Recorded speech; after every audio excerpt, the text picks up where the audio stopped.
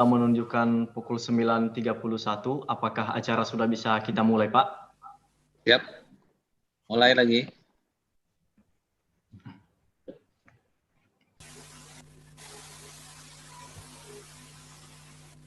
Assalamualaikum warahmatullahi wabarakatuh.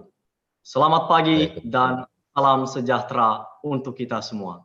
Selamat datang di acara webinar bisnis geospasial di Indonesia, jurusan Geografi, Fakultas Ilmu Sosial, Universitas Negeri Padang.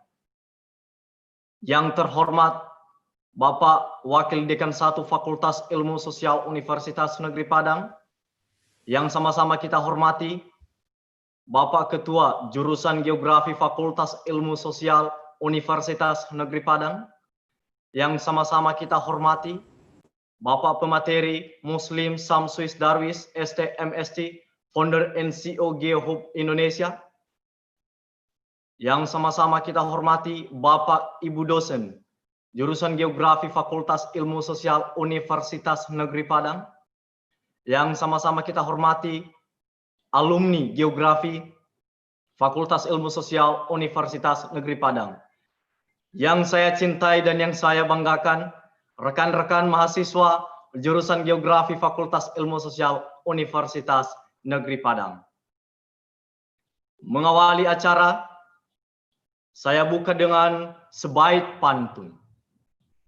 Lambaian manis daun ilalang, lebih indah manis senyuman.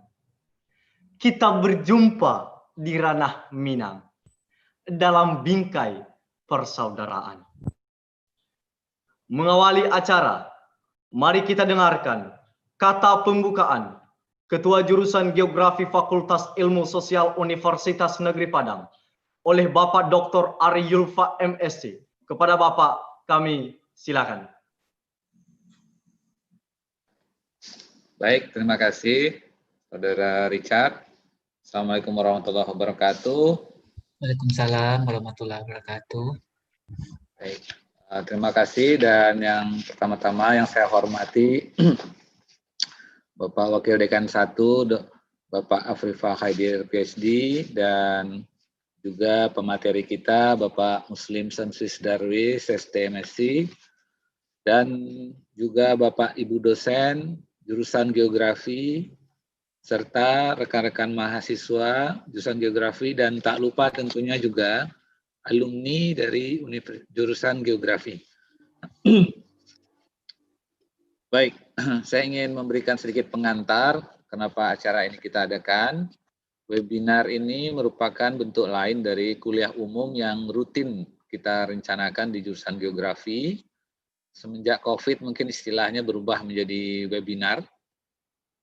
Kemudian siapa-siapa saja yang kita undang, itu memang kita rinci atau kita susun berdasarkan pertama kebutuhan dari rekan-rekan mahasiswa, dan juga kita melihat bagaimana juga untuk memberikan informasi kepada alumni, serta menjadi ruang ataupun tempat di mana kita bisa sharing pengetahuan, sehingga nanti ke depannya bisa saja nanti ada ide-ide baru muncul, sehingga program Tridharma Perguruan Tinggi Penelitian Pengabdian dan Pendidikan tersebut itu akan bisa lebih frekuensinya bisa ditingkatkan, sehingga kuantiti dan kualitasnya nanti bisa lebih baik.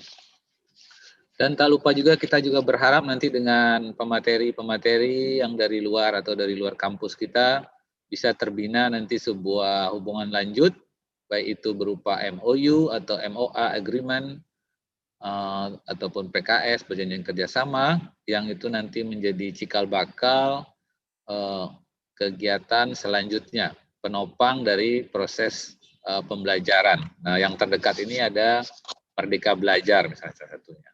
Nah, itulah yang mendorong kita ada kegiatan seperti ini. Dan ini juga selaras dengan program nasional yang juga diteruskan oleh Bapak Wakil Dekan 1, di mana ada kita didorong untuk membuat sebuah kegiatan webinar dalam menyambut Hateknas ya. Jadi saat ini kita merancang ada 8 webinar, dan ini 1 dari 8 tersebut, dan kita baru mulai saat ini. Makanya kick off-nya kita minta nanti dari Pak WD1. Lalu kita juga ingin memberikan gambaran bahwasanya memang kegiatan ini kita lakukan di Zoom saja dulu. Memang di Zoom inilah yang memungkinkan saat ini. Tapi dari yang kita lakukan ini, kita juga berharap memang akan bisa menjangkau paling tidak seluruh mahasiswa geografi yang kalau datanya yang kita peroleh terakhir itu ada sekitar 1.700 orang, di mana jurusan geografi ini terdiri dari 3 program studi. Yang pertama program studi pendidikan geografi, program studi geografi, dan program studi D3 teknologi penginderaan jauh. Nah, semua kita undang untuk ikut menikmati kegiatan ini, meskipun mungkin ada keterbatasan jumlah daya tampung dalam Zoom meeting ini yang maksimum hingga 500 orang, tapi paling tidak itu bisa juga di-cover dengan live streaming melalui YouTube. Nah, untuk mempersingkat waktu, dari 445 peserta yang mendaftar, mungkin sambil proses ini berjalan akan ada yang masih masuk. Saat ini baru 248 ya. Masih bisa beberapa lagi yang masih masuk dan sedang ongoing. Saya ingin sampaikan bahwasanya semoga kegiatan ini bisa kita nikmati bersama dan menjadi pintu untuk kerjasama ke depan, baik itu dengan Pak Muslim melalui PT atau perusahaannya, dan juga mungkin ada ide-ide baru dari rekan-rekan mahasiswa untuk ikut atau menjadikan ilmu-ilmu geografi untuk kegiatan wirausaha. Sebab itu merupakan salah satu tujuan dari program studi kita, wirausaha. Wirausaha yang berbasis keilmuan geografi. Nah, semoga saja ini bisa menjadi pemantik untuk kegiatan-kegiatan yang sudah ada di perguruan tinggi kita. Demikian mungkin dari jurusan dari saya, mewakili Bapak Ibu dosen yang lain. Terima kasih banyak. Saya persilahkan atau saya kembalikan lagi ke Saudara MC, Saudara Richard. Terima kasih sambutannya, kata pembukaannya Bapak Ketua Jurusan. Sekarang kita dengarkan sambutan sekaligus pembukaan acara webinar bisnis geospasial di Indonesia, jurusan Geografi Fakultas Ilmu Sosial Universitas Negeri Padang, oleh Dekan Fakultas Ilmu Sosial Universitas Negeri Padang. Dalam hal ini diwakili oleh Bapak Wakil Dekan 1, Afifah Khaidir SHM Hum MAPA PhD. Kepada Bapak kami silakan. Baiklah, bismillahirrahmanirrahim. Assalamualaikum warahmatullahi wabarakatuh. Alhamdulillah wa syukurillah. Sayyidina wa maulana Muhammadin wa ala alihi wa sahbihi rasulillah ajmain. Yang sama-sama kita hormati, Ketua Jurusan Geografi Fakultas Ilmu Sosial Universitas Negeri Padang, Bapak Dr. Ari Yulfa STMSC.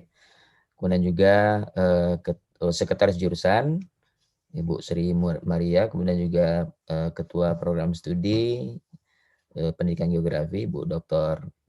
Ernawati, kemudian Ketua Program Studi D3 Teknologi Penginderaan Jauh Bapak Dian Aditya Arif, kemudian Bapak-Bapak, Ibu-Ibu Dewan Dosen Jurusan Geografi, kemudian para mahasiswa yang hadir pada webinar pada pagi ini, kemudian juga tentu saja yang kita banggakan tamu kita, pembicara tamu kita Bapak Muslim Samsuis Darwis STMSC. Selamat datang Pak di webinar kita Pak, walaupun tidak sempat ke Padang ya Pak Muslim ya. Ya, terima kasih Pak. Oke, pertama-tama selamat kepada jurusan geografi ya atas dimulainya serangkaian webinar yang merupakan himbauan langsung dari Menteri Pendidikan dan Kebudayaan dalam rangka Hari Teknologi Nasional ya, Harteknas. Dan ini merupakan agenda universitas juga, kemudian diturunkan ke fakultas, dan fakultas membuka peluang kepada jurusan-jurusan untuk memanfaatkan momentum ini ya. Kalau tidak salah saya sampai bulan November ini. dan salah satu yang paling antusias merespon itu adalah kawan-kawan dari jurusan geografi. Ya. Nah, pada hari ini kita mengadakan webinar ya tentang judul bisnis geospasial di Indonesia. Ya. Judulnya singkat, tetapi sangat bermakna ya, dalam arti ada skop yang luas di sini, yaitu Indonesia ya, dalam arti ya UNP itu sendiri adalah ruang lingkupnya adalah nasional.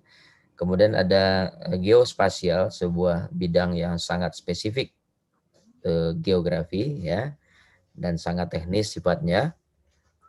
Saya orang ilmu administrasi negara mungkin tidak begitu paham betul dan seluk-beluk dunia geospasial ini, tetapi rupanya bisnis aspek yang sangat spesifik ini memiliki nuansa atau peluang bisnis rupanya. Dan Pak Muslim Samsudin Darwis adalah salah satu ya kalau menurut saya ini, dibandingkan saya ini jauh lebih muda dari saya ya, yang dengan fokus keilmuan yang sedemikian rupa spesifik ternyata bisa melangkah ke dunia bisnis ya. Dan era ke depan itu kan memang era di mana ilmu pengetahuan itu tidak lagi hanya bersifat science for the sake of science, tapi juga science for business ya, mungkin juga pada gilirannya science for human capability ya. Jadi kesejahteraan masyarakat pada akhirnya akan menjadi titik akhir daripada ilmu pada saatnya. Dan tugas kita di perguruan tinggi adalah menerjemahkan ilmu itu setelah kita kuasai menjadi sesuatu yang memiliki kontribusi pada kesejahteraan masyarakat. Jadi bagi saya ini sebuah topik yang sangat menarik, ya, sangat mengundang diskusi ya, dan juga proses belajar. Hanya saja saya mungkin nanti Pak Ari, Pak Muslim ya, saya mungkin tidak bisa mengikuti sampai selesai. Karena sebetulnya Sabtu hari ini mengajar sebetulnya Pak Ari, bukan hari weekend untuk saya ya. Jadi tadi saya juga terlambat masuk karena mengajar, ada kelas ya 8.50 ya.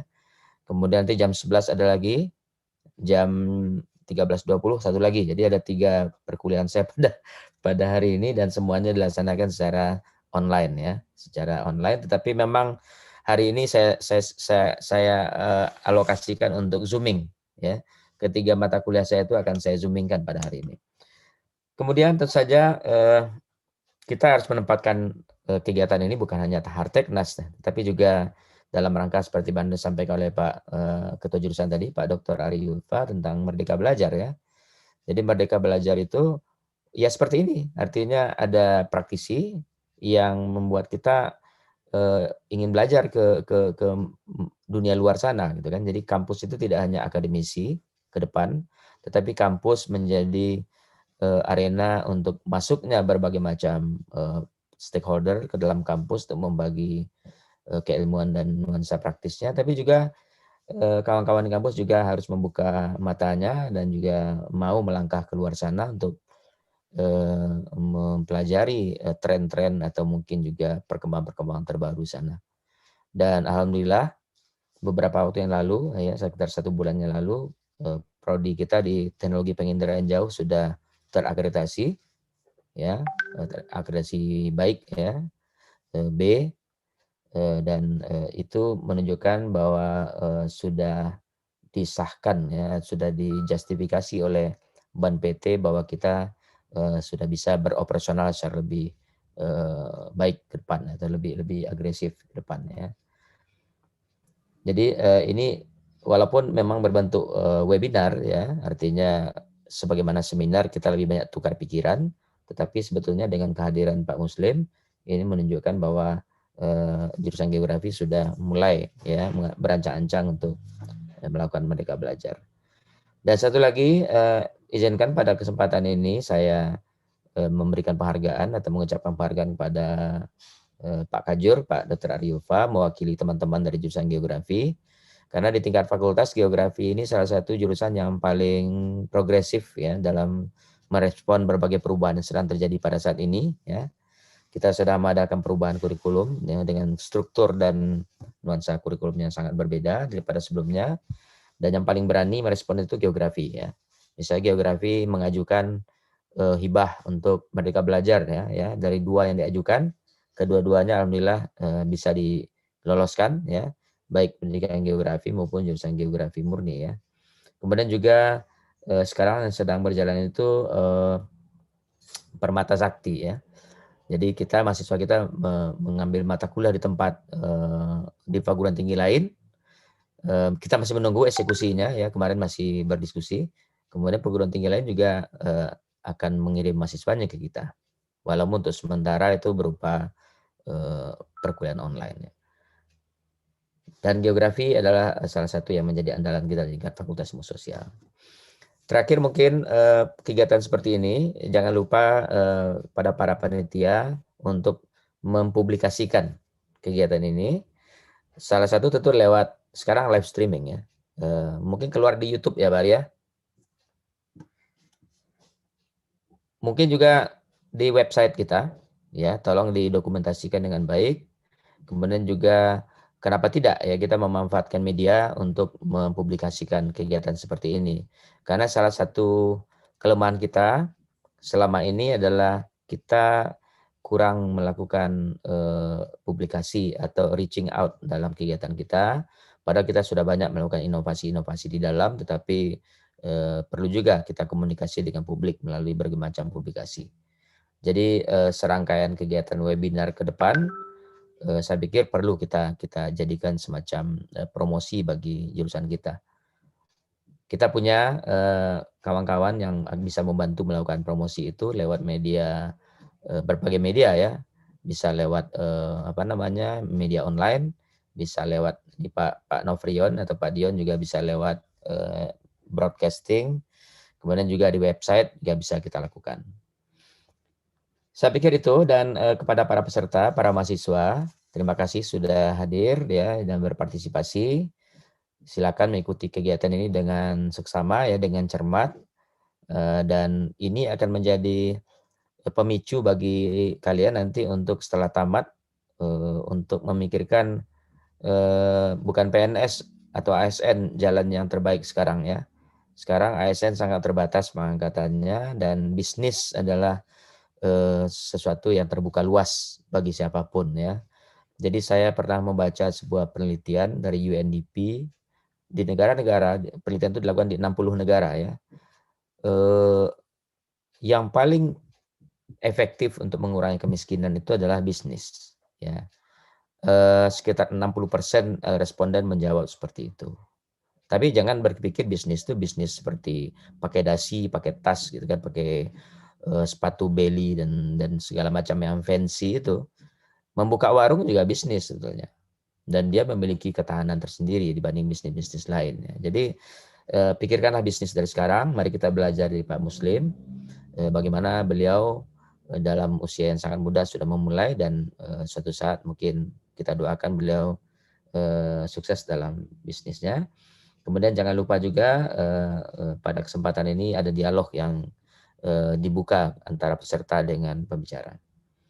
Mungkin itu yang ingin saya sampaikan, dan terakhir izinkan kami mengucapkan permohonan maaf Dekan Fakultas Ilmu Sosial Ibu Dr. Siti Fatimah MPD MHum karena tidak sempat untuk hadir pada pagi ini dalam pertemuan ini, dan beliau titip pesan bahwa salam untuk semua kita yang ada di sini, dan mudah-mudahan webinar ini sebagai gong pembuka dari serangkaian webinar ke depan bisa berhasil dan memberikan pemahaman yang lebih baik kepada kita tentang bagaimana geospasial itu dikelola secara bisnis gitu. Oke, saya kira itu mungkin Pak Ari dan kawan-kawan yang hadir pada saat ini, dan terima kasih panitia sudah bekerja keras untuk mewujudkan acara ini, dan mudah-mudahan ini menjadi kontribusi kita bagi kemajuan lembaga kita dan bangsa kita ke depan. Terakhir, dengan atas nama kita bersama ya, dengan mengucapkan Bismillahirrahmanirrahim, mari kita buka webinar dengan topik tentang bisnis geospasial di Indonesia yang diselenggarakan oleh jurusan Geografi Fakultas Ilmu Sosial Universitas Negeri Padang. Itu saja mungkin dari saya. Selamat berseminar. Wabillahi taufik wal hidayah. Assalamualaikum warahmatullahi wabarakatuh. Waalaikumsalam warahmatullahi wabarakatuh. Terima kasih Pak WD1. Acara berikutnya, pemaparan materi membangun bisnis geospasial dan tren bisnis geospasial ke depan oleh Bapak Muslim Samsuis Darwis STMSC. Dalam hal ini dipandu oleh Bapak Dr. Ari Yulfa MSc, Ketua Jurusan Geografi Fakultas Ilmu Sosial Universitas Negeri Padang. Kepada Bapak kami silakan. Baik, terima kasih. Assalamualaikum warahmatullahi wabarakatuh.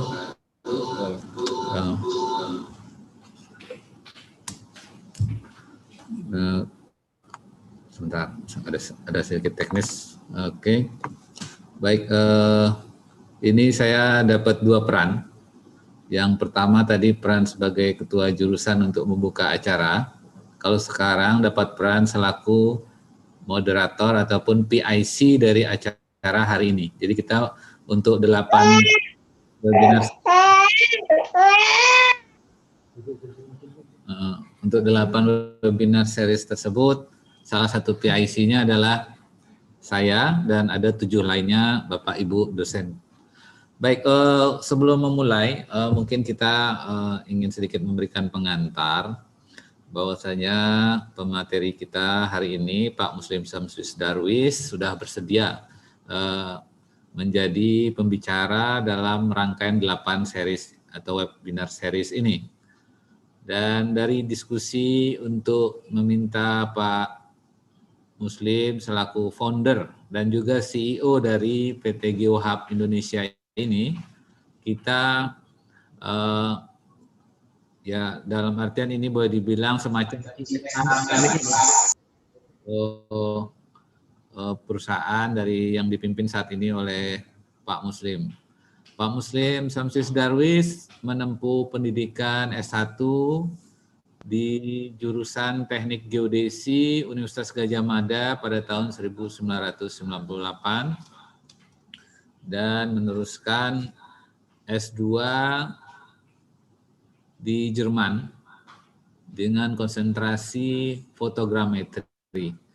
Selepas itu beliau juga mengabdikan dirinya dan bekerja di Rapid Eye, salah satu sensor remote sensing yang mungkin rekan-rekan pernah gunakan. Nah, jadi beliau memang ada di markas besarnya di Jerman sana dan mungkin rekan-rekan pernah memanfaatkan sensor tersebut. Dan dari perkembangan seterusnya, beliau juga distributor juga ini dulu pernah di iBotics dulu namanya. Kita pernah komunikasi juga dengan beliau ketika kita membangun lab SIG kita saat ini. Nah, ini ke depan mungkin kita akan lebih intens lagi nih Pak Muslim untuk mengaktifkan kembali lab kita, khususnya yang iBotics ini nanti, dan tentunya juga saat ini di perusahaan GeoHub sendiri juga memiliki peralatan-peralatan lainnya. Barangkali mungkin ada yang bisa dititipkan mungkin di jurusan geografi barangkali ya, untuk dimanfaatkan bagi rekan-rekan mahasiswa, ataukah nanti mungkin magang barangkali ya, yang mungkin bisa dibina mahasiswa kami di tempat Pak Muslim. Nah, paling tidak dari itu semua, mungkin yang menjadi pertanyaan ya atau kegalauan rekan-rekan mahasiswa, saya kuliah di geografi ini bisa buat hidup nggak ke depan gitu ya? Karena mungkin pernah terlintas pertanyaan seperti itu ya Pak Muslim ya. Waktu kita mahasiswa dulu mungkin ini saya kuliah ini buat apa gitu sebenarnya. Nah, yang berbahaya pikiran itu ternyata masih terbawa sampai setelah menjadi alumni, kan itu berbahaya sekali itu. Jadi jangan sampai kita nanti sudah kuliah lama atau ada waktu yang habis, tiba-tiba nggak tahu ini mau diapain ini ilmu pengetahuan ini. Bisa nggak buat hidup ke depan dan pengabdian masyarakat dan segala macam. Nah, kita mau tahu itu nanti dari Pak Muslim untuk berbagi Ini kebetulan saya dengan Pak Muslim ini pernah satu angkatan ya. Beliau menginspirasi saya juga ini. Beliau 4 tahun pas, saya selesai 6 tahun pas. Sama-sama pas, selisih 2 tahun ya Pak. Jadi ya kuliah sudah selesai 4 tahun, 2 tahun warawiri mencari. Oke. Tapi ini panggungnya panggung Pak Muslim ini. Kita serahkan ke Pak Muslim untuk selanjutnya berbagi dengan kami mahasiswa geografi dan juga alumni untuk menambah semangat. Kalau kita itu sudah di jalan yang benar gitu ya. Nah, itu kira-kira Pak Muslim.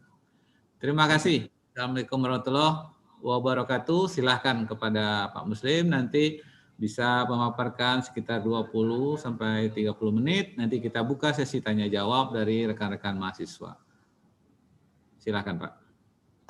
Baik, terima kasih Pak Kajur, Dr. Ari Yulfa, dan terima kasih Pak Wakil Dekan, Dr. Afrifa Khaidir, yang sudah memberi kata sambutan sebelumnya.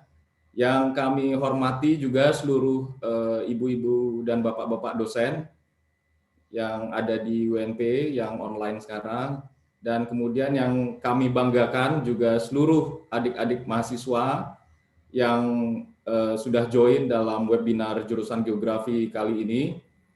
Nah, tadi dari Bang Richard udah menyampaikan pantunnya dalam membuka tadi.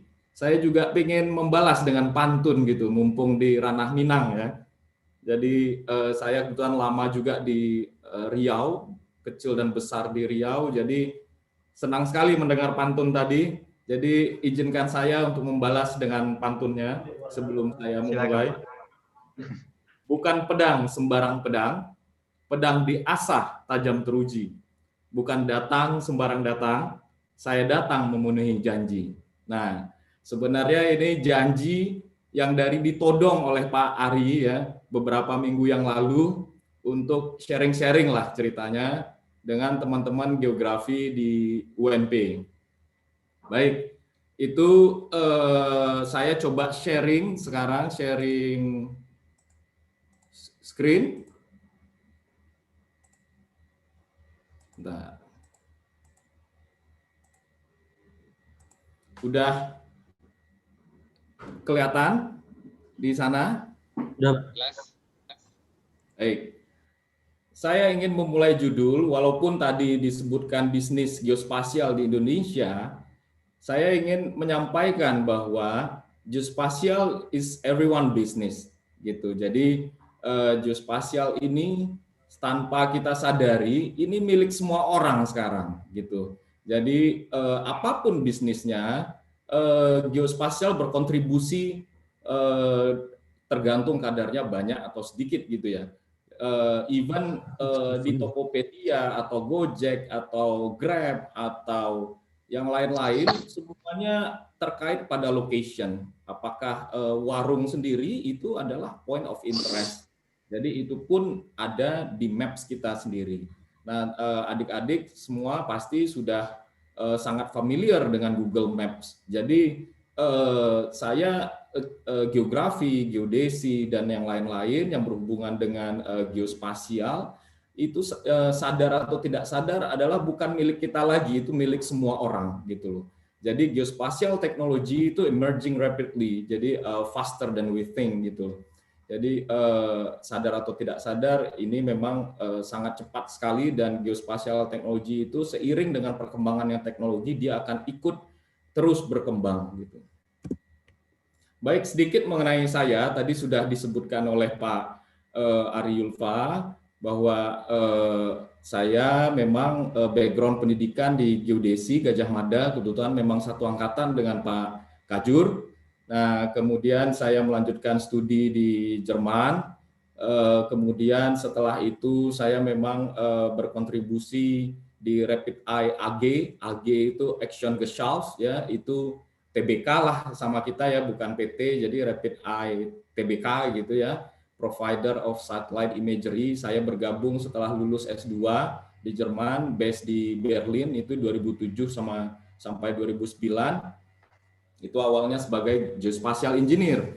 Nah, kemudian saya selanjutnya bergabung di iBotics GmbH. Kalau GmbH ini sama kayak PT gitu. Jadi, nah iBotics ini kebetulan ada juga di sana tahun 2013, Pak. Kita sudah berkali-kali berkomunikasi dengan Pak Ari Yulfa dulu tahun 2013 kalau nggak salah saya, waktu saya masih memegang Business Development Manager di region Asia Pasifik.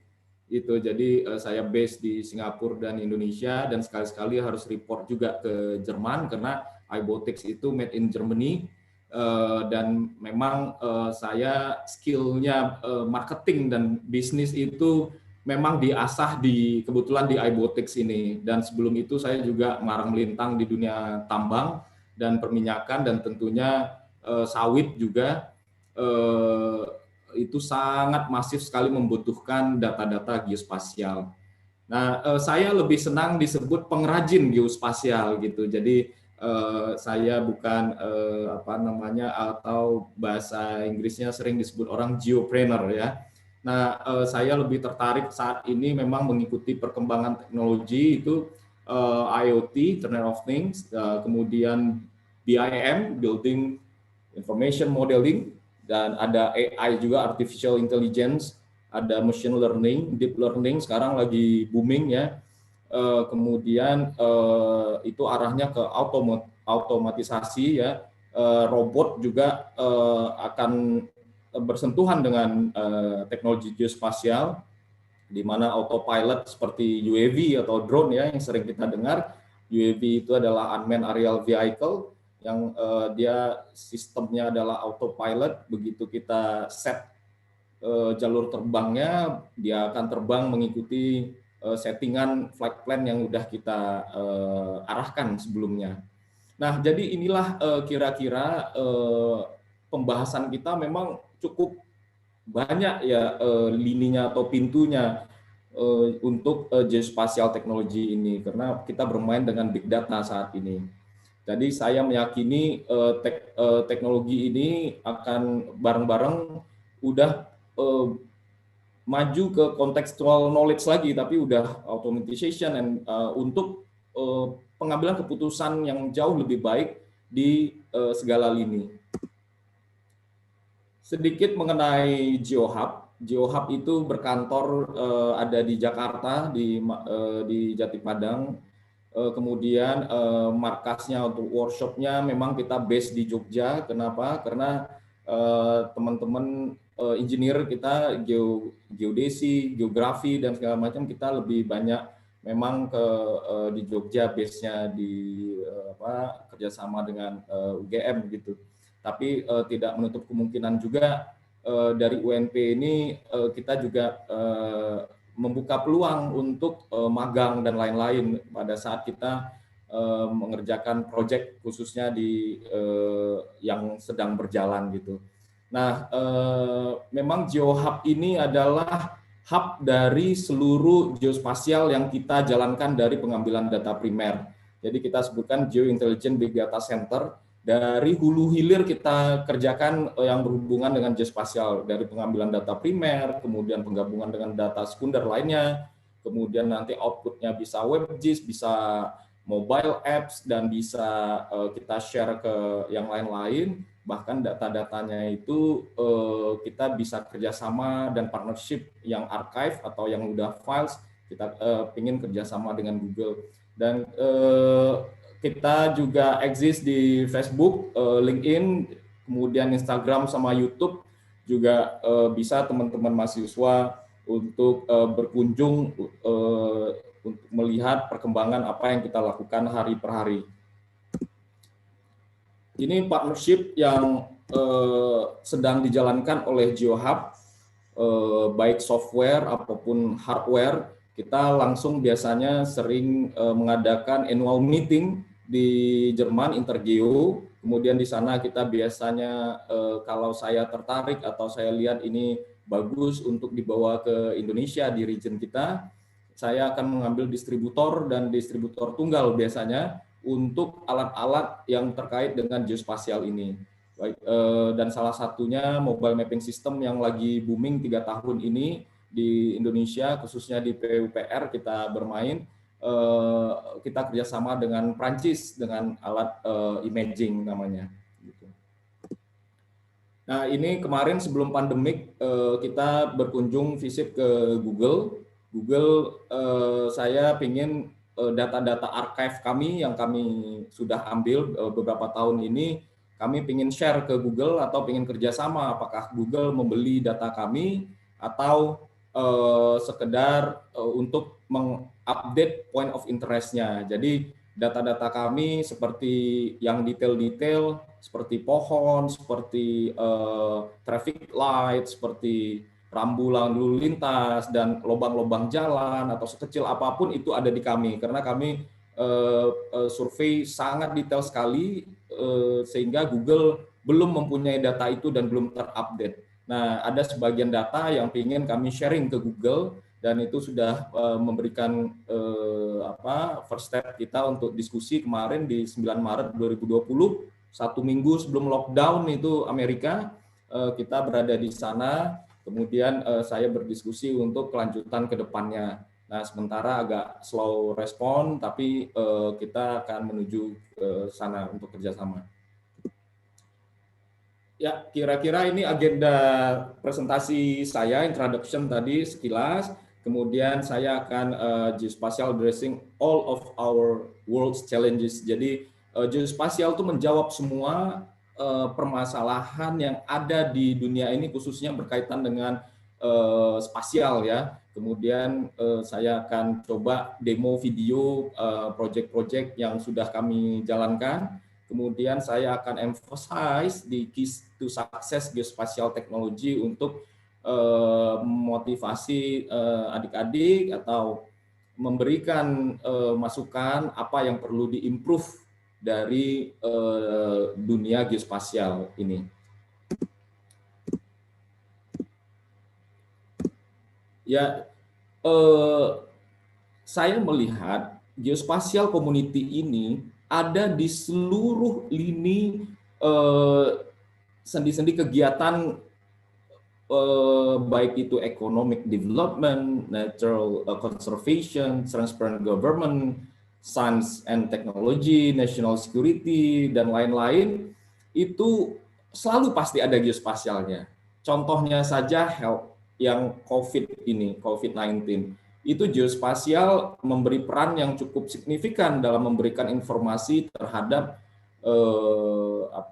penyebaran COVID atau rumah sakit terdekat atau informasi database lainnya dari terhadap baik ketersediaan rumah sakit, ketersediaan atau penyebaran titik-titik yang merah atau hitam atau yang perlu diwaspadai gitu. Jadi adik-adik mahasiswa juga sudah melihat itu, apakah itu di news, apa di koran, apakah di sosmed, apakah di TV, itu mereka memberikan penyajian secara geospasial gitu. Nah, tentunya natural conservation atau natural resources kayak oil and gas, mining, kemudian yang lain-lain ya, natural resources itu banyak sekali menggunakan teknologi geospasial. Paling tidak data geospasial untuk tahap pertama mereka sebelum desain ataupun merencanakan sesuatu pasti butuh data geospasial, pasti butuh peta dengan skala tertentu. Kemudian infrastruktur yang kita lihat sekarang ini masif sekali Pak Jokowi untuk jalan tol, kemudian port, kemudian pelabuhan, airport, dan lain-lain. Itu semuanya membutuhkan data geospasial yang sangat detail gitu, dari yang tahap FS sampai tahap DED gitu. Nah, kemudian itu juga mereka sangat senang sekali atau sangat ingin cost efektif, efisien, mempercepat waktu pekerjaan gitu, karena semuanya yang tadinya 2 tahun mereka ingin cut menjadi 1 tahun, yang 1 tahun mereka ingin cut menjadi 6 bulan. Jadi ini teknologi geospasial yang kekinian itu akan menjawab semua itu. Jadi seiring dengan perkembangan teknologi ini semua berbarengan. Ya, ini yang tadi saya sebutkan teman-teman juga udah sering melihat ya terkait pandemik ini. Jadi dunia geospasial juga berkontribusi signifikan, luar biasa sekali, dan itu membuat kita geospatial community ini turut bangga terhadap kontribusi kita terhadap semua pandemik atau natural disaster seperti gempa, kemudian tsunami, kemudian hal-hal lain yang terkait dengan disaster, itu kita cukup cepat responnya, update informasi ini.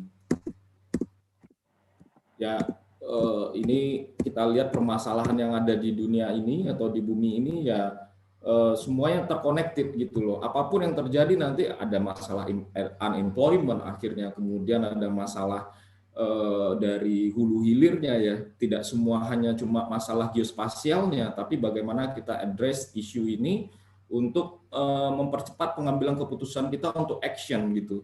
Jadi itu yang tadi saya bilang, ini geospasial bukan punyanya geografi lagi atau punyanya geodesi, tapi dipunyai oleh semua kalangan gitu untuk menjawab atau untuk mempercepat speed up pengambilan keputusan mereka.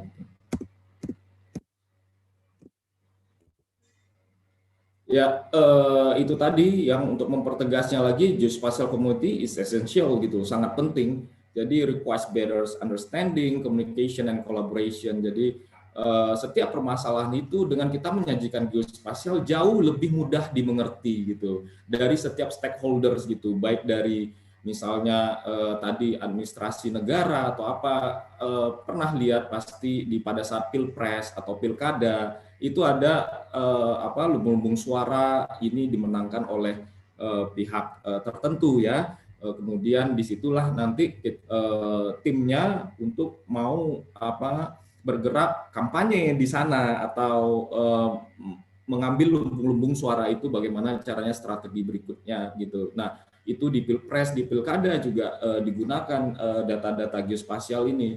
Dan di sosmed sendiri juga data-data ini berhubungan dengan location, orang lagi sedang membicarakan apa itu langsung kelihatan di provinsi ini membicarakan apa, kemudian di Jakarta membicarakan apa. Itu adalah trigger atau fokus yang akan diambil dari data geospasial untuk dicerna atau kemudian diambil strategi dalam ranah politik gitu. Jadi geospasial itu lagi-lagi masuk atau penetrasi ke seluruh lini gitu, dan butuh kolaborasi.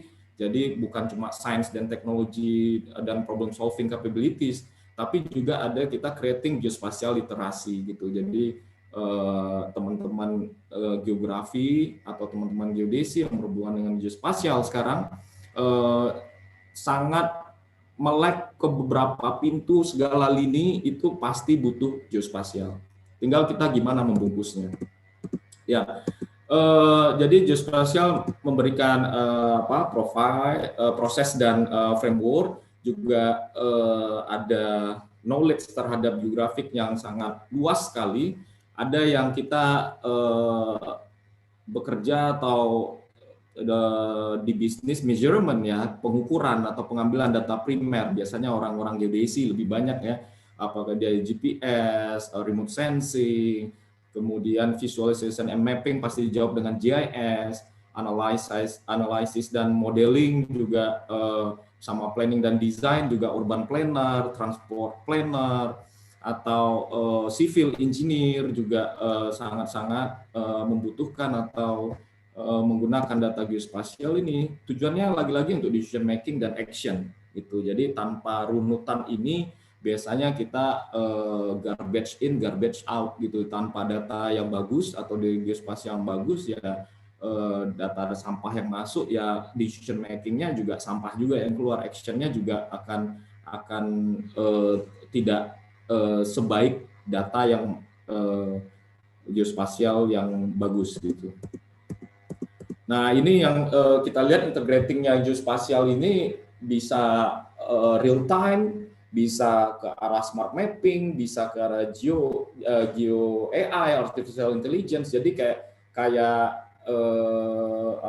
Facebook yang melihat wajah kita, kemudian dia tahu ini si A, si B, si C, itu adalah bagian dari AI gitu. Dan itu kalau lagi-lagi pasti ada location di sana, masalah orangnya di mana, kemudian posisinya lagi di mana. Jadi semua yang berhubungan lokasi itu pasti akan terkait pada geospatial infrastructure gitu. Nah, ini saya percepat aja, ini adalah data-data yang kita create ya, untuk dari data primer, imagery, LiDAR, mungkin sering dengar ya, yang sensor laser gitu. Kemudian outputnya lagi-lagi apa? Untuk memodelkan semua objek yang kita amati itu menjadi mendekati realnya gitu loh. Kalau dari dulu kan dulu 2D, sekarang 3D, kemudian ada 4D, 5D.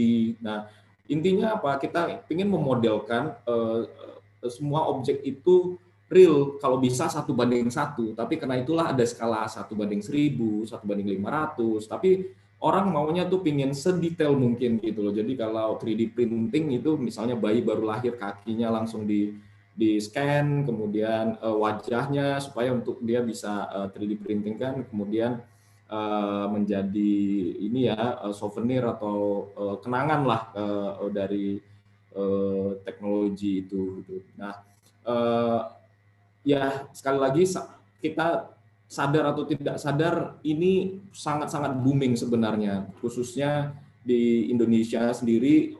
Teknologi LiDAR ini untuk infrastruktur lagi masif-masifnya. Setahun itu mungkin ada proyek-proyek LiDAR ini bisa 50 sampai 100 miliar yang digelontorkan. Kemudian belum lagi untuk teknologi GPS sendiri itu mungkin sekitar per tahun itu ada sekitar 50 miliaran mungkin ya, atau lebih itu dari setiap satu departemen gitu ya, atau satu instansi kementerian gitu untuk proyek-proyeknya, terutama di BPN juga, PTSL sering kita dengar itu mungkin per tahun itu udah 100 atau 200 miliar lebih untuk proyek-proyek di pemetaan gitu. Oke, ini saya ingin speed up aja kalau bahwa geospasial itu ada di masif sekali di mobile development ya. Ini salah satu contohnya. Teman-teman atau adik-adik mahasiswa juga pasti setiap hari ini memesan GoFood, kemudian Grab, kemudian lihat Waze atau Google Maps. Kemudian kita juga ada flight radar yang lihat pesawat itu ada di mana sih gitu kan. Kemudian landingnya jam berapa untuk penjemputan, mungkin orang tuanya landing di Padang, kemudian ingin jemput tepat waktu atau nggak terlalu lama menunggu, kita juga bisa lihat dari flight radar. Dan semuanya itu ke-detect. Jadi apapun yang sekarang ini kadang-kadang menjadi tidak privacy lagi. Jadi itu juga jadi bahan diskusi kalau semuanya terlalu transparan. Ada hal-hal yang perlu butuh privacy akhirnya gitu. Tapi nggak apa-apa, itu teknologi akan berkembang ke arah sana dan diskusinya pasti akan ada batasan-batasan untuk diterima bersama gitu, untuk kemajuan bersama. Nah, ini adalah saya gambarkan untuk participatory mapping ya. Lama-lama orang juga kayak di Clue Jakarta ya, sistem Clue itu dia pengen report, Pak lampu saya mati, Pak Gubernur lampu depan rumah saya bermasalah atau ada rambu ini dan segala macam. Mereka udah langsung reporting ke dalam hub-nya mereka, kemudian tahu itu lokasinya di mana, kemudian langsung dibenarin. Atau rambu dan segala macam yang berhubungan dengan utilitas kota atau yang lain-lain, kita bisa langsung reporting secara geospasial gitu. Dan itu juga bahasanya participatory mapping ya. Jadi semua citizen atau semua penduduk warga negara juga ya bisa aja untuk di kota itu, tergantung pengembangan dari sistemnya sendiri gitu.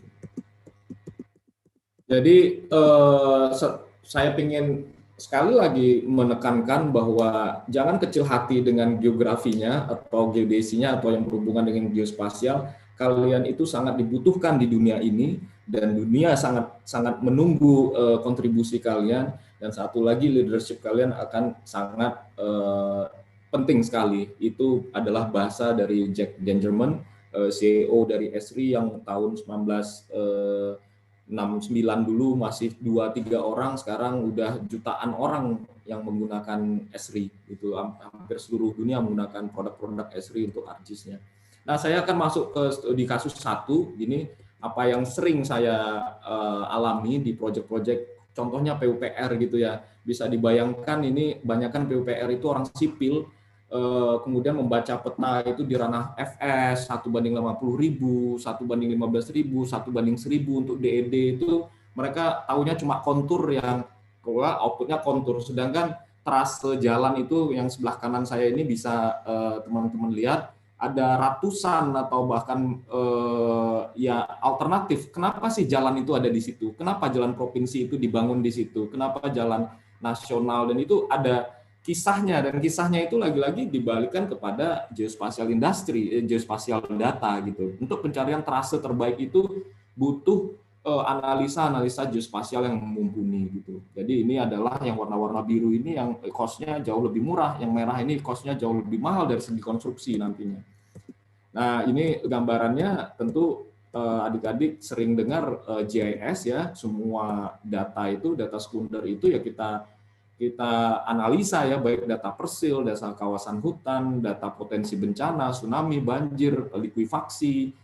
Kemudian di Padang itu pasti kita akan lihat geologi strukturnya ya, karena sering terjadi gempa. Jadi setiap infrastruktur yang akan kita bangun di Padang, pasti kita akan melihat potensi bencana terhadap lokasi yang akan kita lakukan konstruksi gitu. Nah, ini kira-kira gambarannya data-data peta itu. Nah, ini adik-adik juga pasti udah familiar dengan DEM ya, Digital Elevation Model. Jadi DEM ini juga wajib dibutuhkan setiap teman-teman melakukan desain gitu terhadap apakah itu jalan tol, jalan nasional atau jalan-jalan baru lainnya, atau untuk analisa jalan dan lainnya, atau konstruksi lainnya kayak ibu kota baru ya.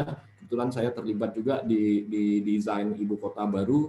Jadi kebutuhan terhadap data digital elevation model ini sangat penting gitu untuk melihat topografinya.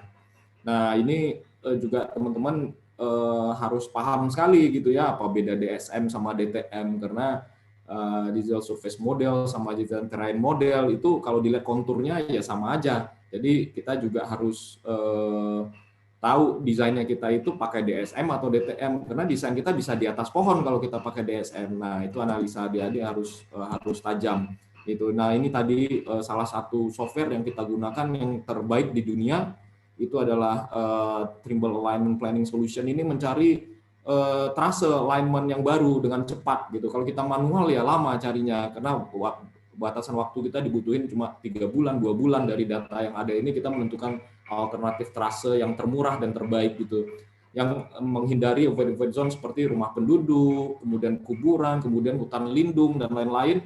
Perlu kita jadikan titik avoid zone ya, jadi kelihatan ini alternatif trase mana yang terbaik, dan itu kita sidangkan bahkan Pak Menteri atau Pak Dirjen dan lain-lain di Bina Marga yang ini dia butuh analisa ini untuk meyakinkan atau dia mau tanda tangan oke jalannya di sana, atau gubernur sekalipun itu akan menyetujui jalannya harus di sana. Nah, kemudian ini saya singkat aja bahwa inilah ranahnya kita gitu. Data primer topografi itu bisa kita dapatkan dari land survey, wahana airborne atau mobile mapping system gitu dengan berbagai sensor. Kita tidak tertarik terhadap kita tidak fokus terhadap wahananya, tapi yang kita fokuskan terhadap sensornya. Sensornya apa? Sensor laser ini atau sensor optik atau sensornya, karena itu yang membuat outputnya gitu. Jadi bukan Pak sudah di drone-nya pakai sensor apa dulu gitu kan? Kalau sensor masih sensor optik ya berarti itu masih sensor mata, masih fotogrametri. Kalau kita butuh yang pasif penetrate ke ground ya kita butuh laser, atau kita butuh geothermal untuk kebutuhan tertentu, atau kita butuh yang lain-lain ya, sensor yang lain. Jadi kita bidang ilmu kita kuatkan di output dari sensornya tersebut, bukan dari wahananya. Wah keren Pak, pakai drone gini. Ya salah satunya itu bagian orang otomatisasi orang mesin gitu, atau orang penerbangan atau apa yang lain-lain. Jadi kita harus kolaborasi tadi yang saya sebutkan, komunikasi dan kolaborasi. Jadi kita kalau senang memang di drone-nya ya nggak ada masalah, itu sebuah bonus. Tapi kalau kita memang bergerak di bidang geospasial, kita memang mengejar datanya. Jadi kualitas dari datanya tersebut. Nah, ini gambaran saja yang ada di teknologi kami saat ini. Apakah itu drone lidar atau batimetri pakai sonar, kemudian airborne lidar pakai pesawat. Kami sudah berapa kali menggunakan pesawat Pilatus Porter PC-6. Kemudian kami juga ada pernah menggunakan helikopter, walaupun helikopternya kita kerjasama ya, kita nggak punya pesawat atau punya helikopter, tapi kita punya sensor kameranya, dan itu yang kita kerjasamakan. Kemudian mobile laser scanner atau mobile mapping system dengan sensor yang lain. Kemudian ada backpack, dan bisa dibayangkan inilah perbedaannya kalau ground topo tradisional satu titik effortnya bisa gini, bahkan bisa beresiko tinggi ya. Nah, dia akan mengukur lagi paling 10 meter, 20 meter lagi di titik lain gitu. Sedangkan kalau laser kita kayak menyapu aja, kayak sinar matahari menyentuh bumi gitu. Itu yang dapat kita ukur. Kemudian ini adalah kecepatannya dari teknologi yang kita gunakan tersebut. Nah, ada priority request yang lagi booming sekarang, itu adalah building information modeling dikawinkan dengan GIS, interoperability. Apa itu maksudnya? Jadi GIS itu lebih kepada konteksnya ya. Jadi lebih kepada real world yang ada di situ. Nah, BIM itu lebih detail. Kita ngomongin jendela, kita ngomongin jembatan, kita ngomongin besi-besi, umur bautnya dan segala macam. Nah, tapi itu harus disinkronkan gitu. Pada saat orang pingin zoom terus kayak SketchUp ya yang sering kita lihat, akan ada kelihatan pintunya, handle-nya dan segala macam. Tapi pada kita pingin zoom out sekalian, dan topografinya dan lingkungan sekitarnya, yaitu GIS. Dan ini tidak bisa sendiri-sendiri. Kalau sendiri-sendiri nanti pengambilan keputusan kita atau manajemen data kita akan lebih crowded ya. Jadi ini lagi dikembangkan sekarang di dunia geospasial untuk mengkawinkan terus antara BIM dan GIS gitu. Nah, ini jadi GIS feeding BIM, BIM enriching GIS dari segi plan, design, build, operate. Ini apapun itu, apakah itu bangunan, apakah itu infrastruktur yang lain-lain gitu ya. Semuanya juga saling terkait. Nah, ini contoh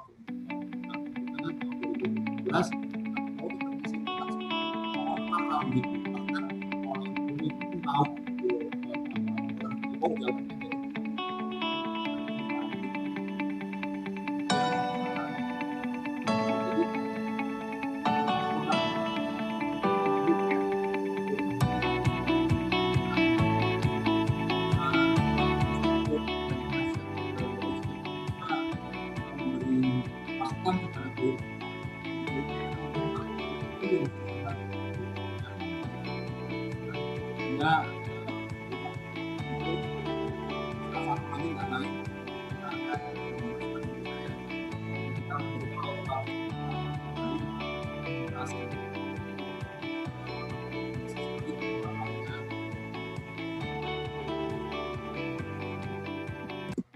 Nah, ini juga kita lakukan di Pansela, Pantai Selatan. Ini proyek 2019 kemarin dari ADB, nilainya cukup besar ya, ini 50 miliar.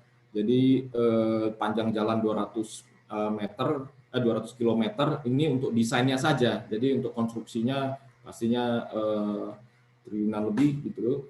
Jadi untuk desainnya saja udah hampir 50-60 miliar.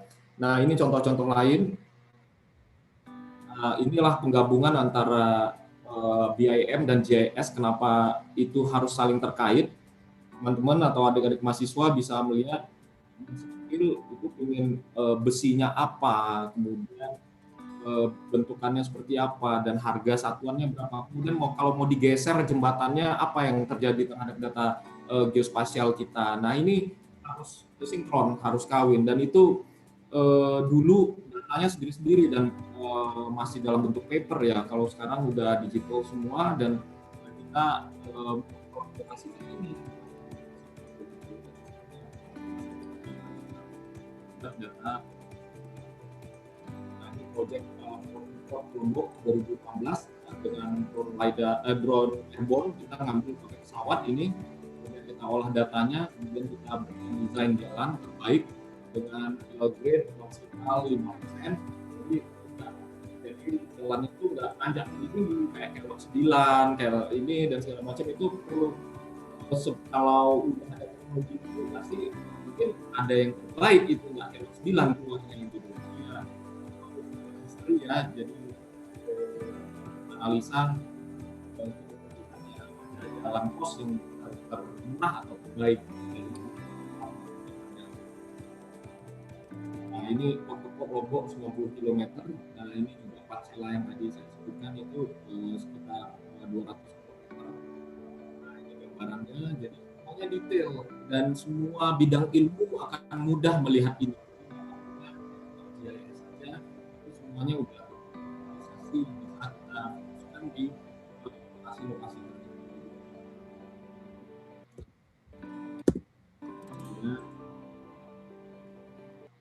Ya, ini drone LiDAR yang baru saja minggu lalu saya datangi atau kita lagi berproses. Ini adalah Labuan Bajo Golomori gitu. Ini ada di Labuan Bajo NTT. Jalan yang kita desain untuk G20 negara,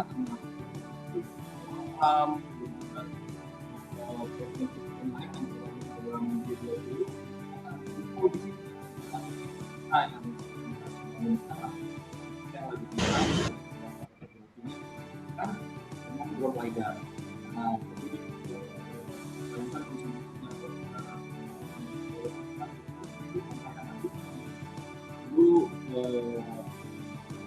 kita yang perlu tank gitu ya, kira-kira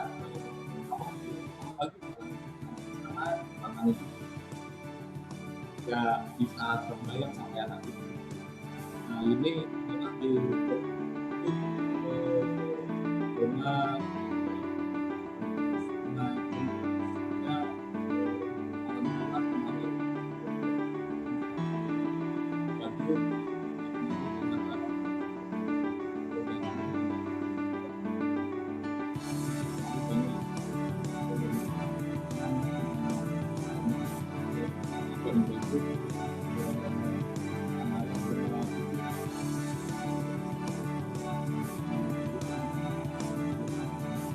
itu area G20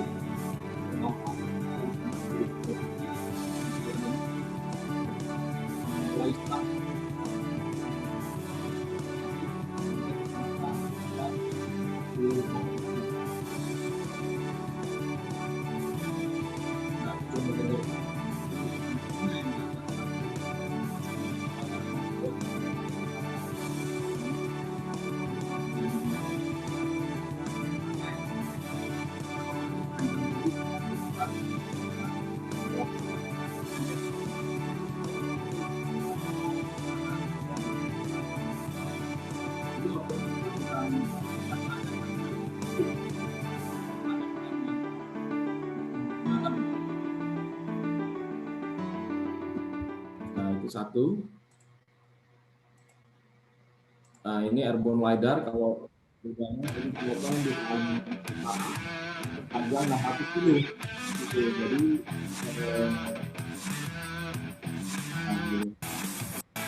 di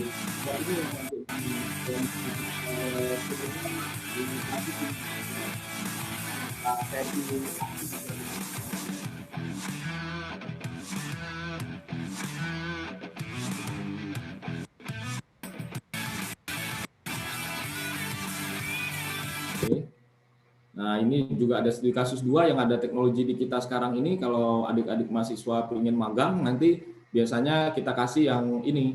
Nah, proyek kita selama 3 tahun ini di PUPR sudah jalan nasional itu 47.000 km seluruh Indonesia, kita udah 22.000 km ya. Jadi hampir setengahnya dari Padang itu juga udah kita ambil sampai pulau-pulau yang kecil itu, yang jalan nasionalnya.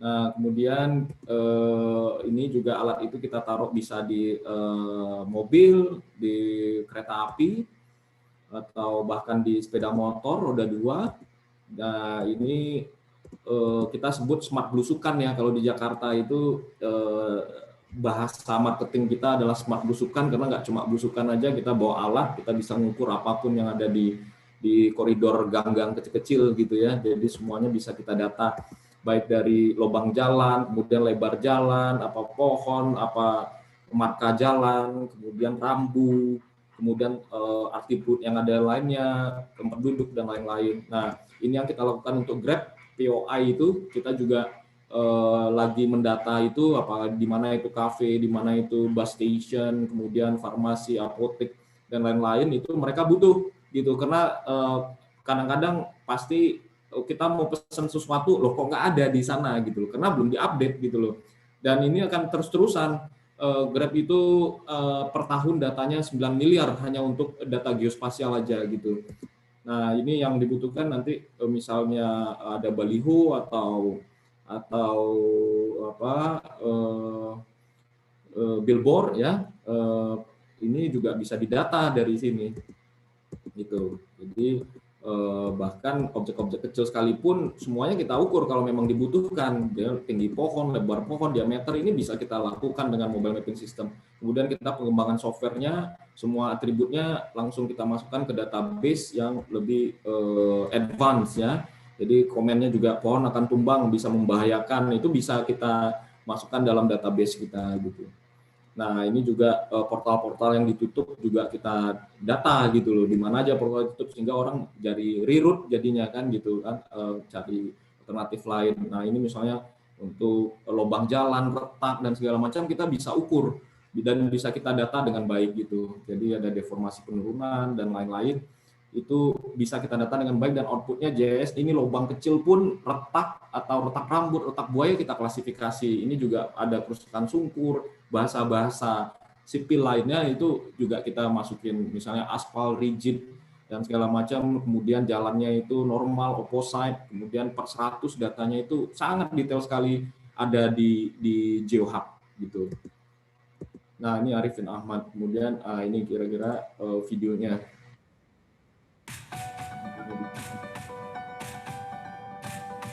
Saya agak panjang sedikit Pak Ari, nggak apa-apa ya, supaya kalian. Lanjut Pak, nggak apa-apa Pak, biar kita tahu banyak lagi. Iya. Nah, ini alatnya.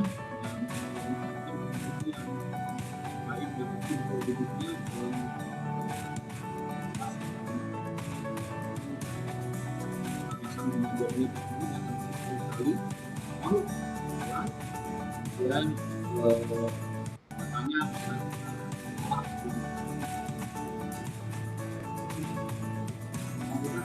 nice. Kita bisa disambung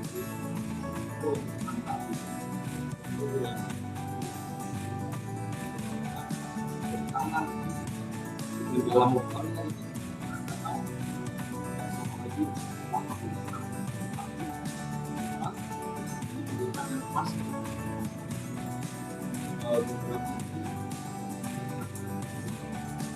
kondisi bawahnya juga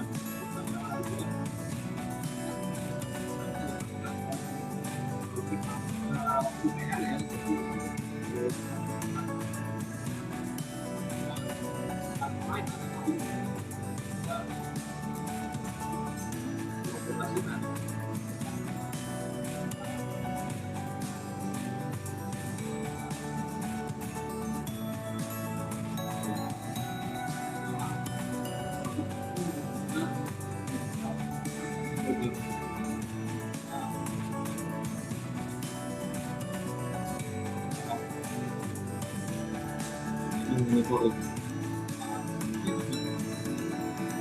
Tugasnya otomatis.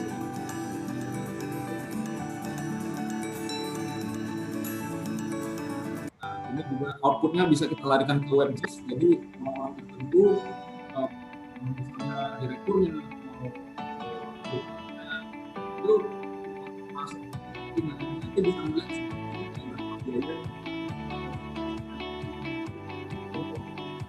biaya ya, dengan jalan kita akan sangat yang kembali tadi saya itu arahan saya kenalan. Semakin detail dan semakin rapi, bisa membantu DPR kita, baik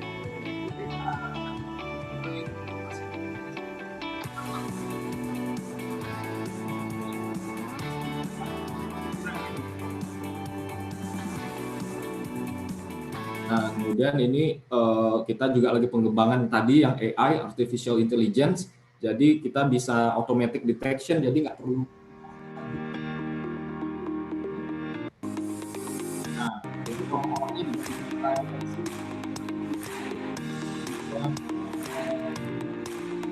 Lampunya juga kita lagi.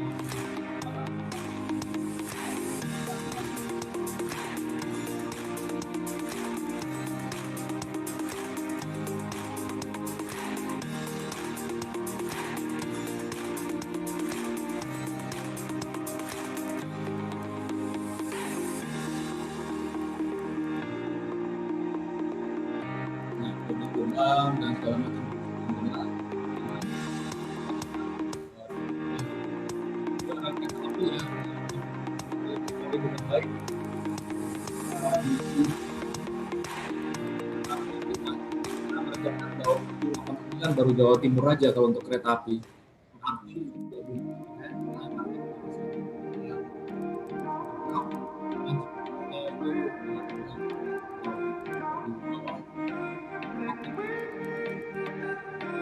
Ya, ini kita sama-sama dengan lapangan yang kita ulang, jadi kita sudah tambahkan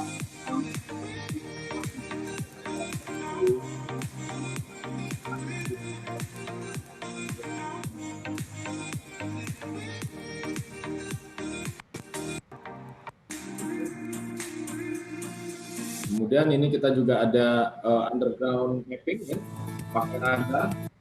Nah ini, jadi kita tahu apa yang di bawah sana. Kemudian kita ada tim kita ya. Jadi kita tahu di bawahnya itu ada PLN. Jadi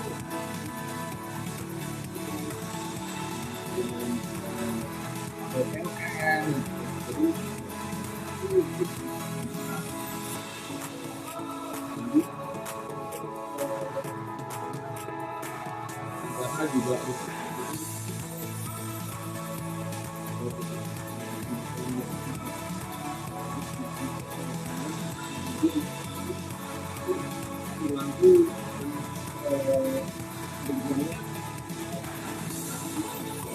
lampu aja karena digging. Oke, nah ini dia key sukses untuk geospasial ini, teknologi software, kemudian tadi what you see is what you get ya.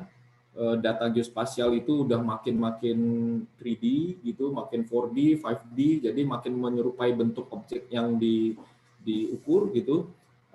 Satu lagi you will get what you paid for ya. Jadi data yang murah ya biasanya kurang baik ya, jadi semakin detail datanya itu kan semakin mahal gitu, yang dalam segi cost, quality assurance-nya itu perlu kita kontrol terus. Kemudian upgrading human resources-nya, karena kita sadari ada gap antara universitas dengan teknologi yang kita gunakan saat ini, karena gap-nya sangat jauh sekali, sehingga kita butuh upgrading skills dari teman-teman yang dari dunia kampus gitu untuk masuk ke ranahnya kita. Kemudian ada teknologi dan software dan high spec software satu lagi. Nggak bisa kita datanya ini bebannya semua di data. Kalau dulu bebannya di akuisisi data, kalau sekarang bebannya di processing karena datanya tuh sangat besar, sehingga komputer atau laptop atau ini nggak bisa laptop yang sembarangan atau komputer biasa, harus PC yang high spec gitu, karena datanya sangat masif sekali. Nah, kira-kira itu yang bisa saya sampaikan, itu yang bisa saya sharing-sharingkan ke teman-teman mahasiswa. Semoga bermanfaat dan bisa memberikan gambaran bahwa teknologi kita atau geospasial ini sangat-sangat dibutuhkan di pembangunan khususnya atau di segala lini gitu. Terima kasih, Pak Ari. Monggo kalau session Q&A. Baik, terima kasih Pak Muslim atas penjelasannya tadi. Dan memang datanya dan informasi yang kita peroleh sangat banyak. Nah, kita akan buka sesi tanya jawab kepada rekan-rekan mahasiswa. Tanyanya boleh ditulis di chat. Kalau ada yang ingin langsung menyampaikan juga boleh. Tinggal nanti cek raise your hand di aplikasi Zoom-nya atau bisa langsung mengaktifkan mikrofonnya untuk mengajukan pertanyaan. Jika nanti untuk 3 penanya dulu silahkan.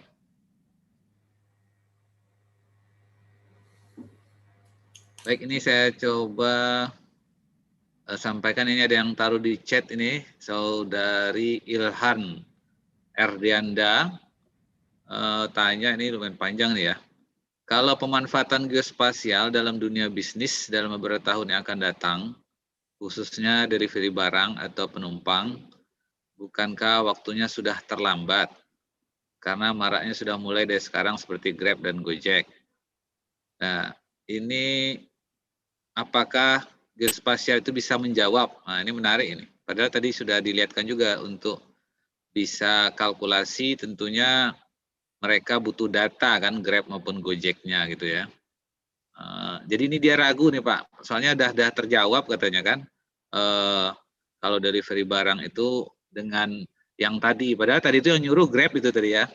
Silakan dulu Pak, mungkin saya direspon, ini di chat juga ada nih. Oke. Gimana Ini ya? logistik ya, logistik Ya. Delivery barang ya. Delivery barang itu misalnya dari Tokopedia yang kita ingin pesan langsung ke rumah kita, atau GoFood yang dari gerai tertentu datang ke rumah kita. Nah, bayangkan kalau itu adalah aplikasi yang datanya juga belum ada itu gerai itu, atau alamat rumahnya Mas Ilham atau Bang Ilham ini belum ada gitu ya. Jadi bisa salah-salah nanti nyasar ke tetangga, jadi barangnya itu diambil tetangga nanti. Jadi ya di situ porsinya kita, salah satunya adalah kita selalu mengupdate data itu. Dan satu lagi, kalau memang khusus delivery barang atau penumpang, bukankah waktunya sudah terlambat? Saya rasa kita akan mencari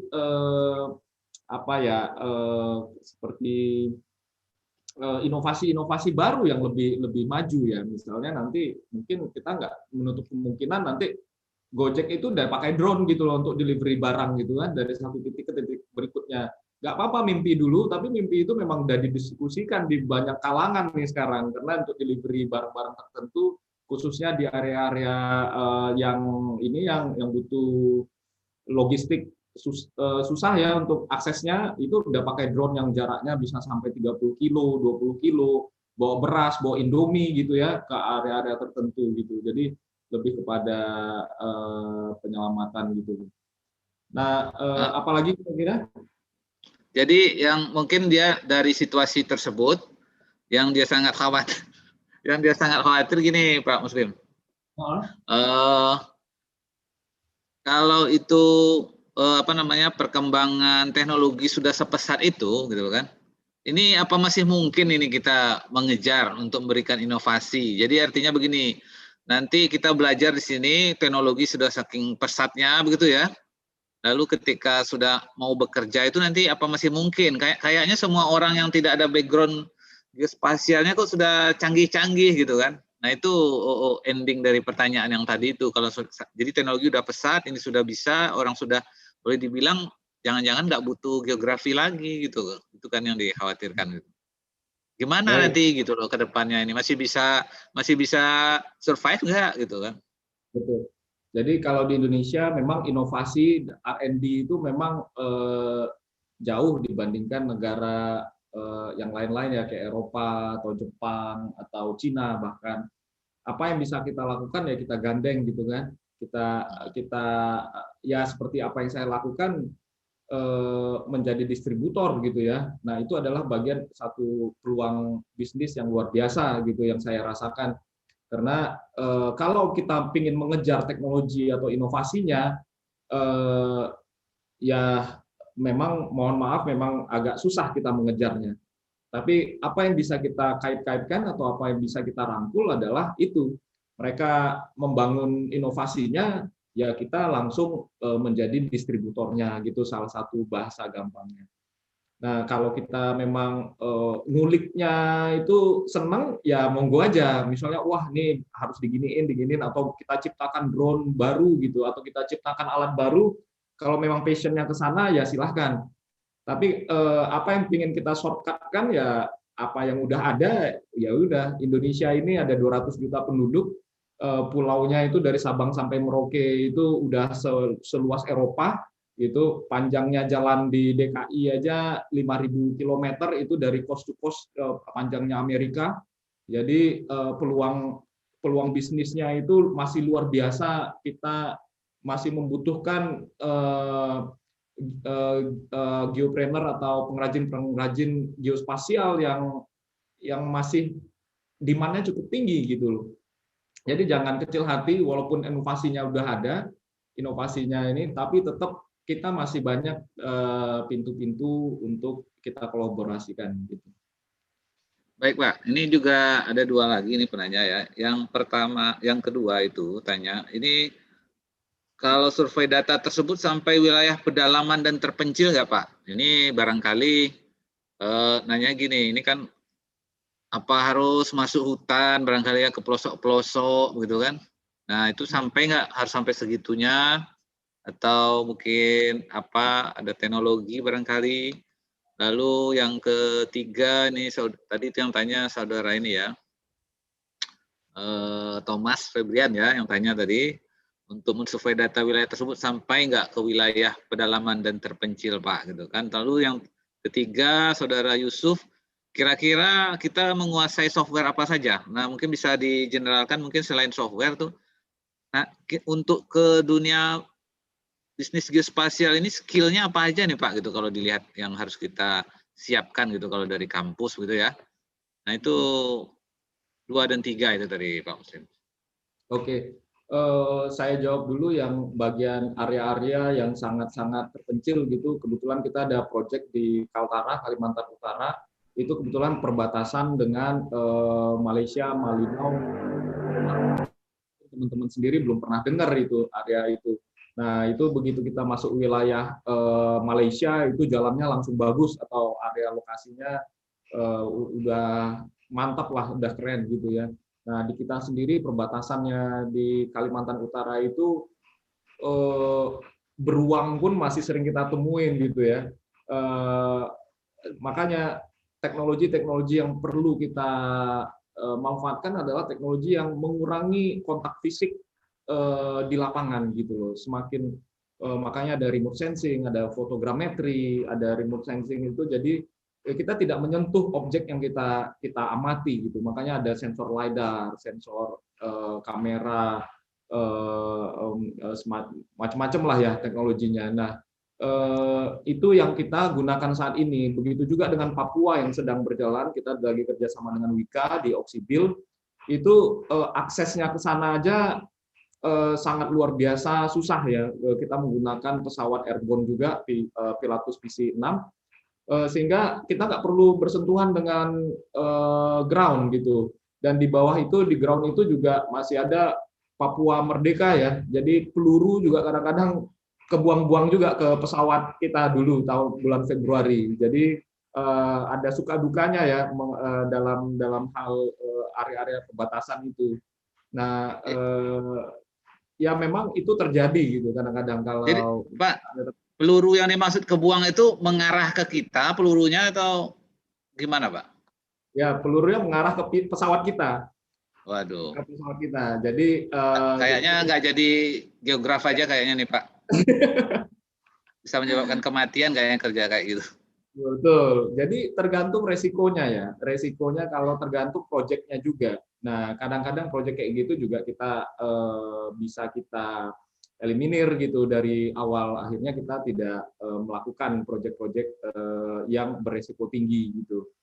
Nah, kalau di atas pesawat itu memang tidak harus orang kita gitu. Jadi di atas pesawat itu pertama pilotnya yang kita sewa. kemudian TNI AU yang memang dia memastikan perizinan kita terbang di sesuai area yang kita tentukan.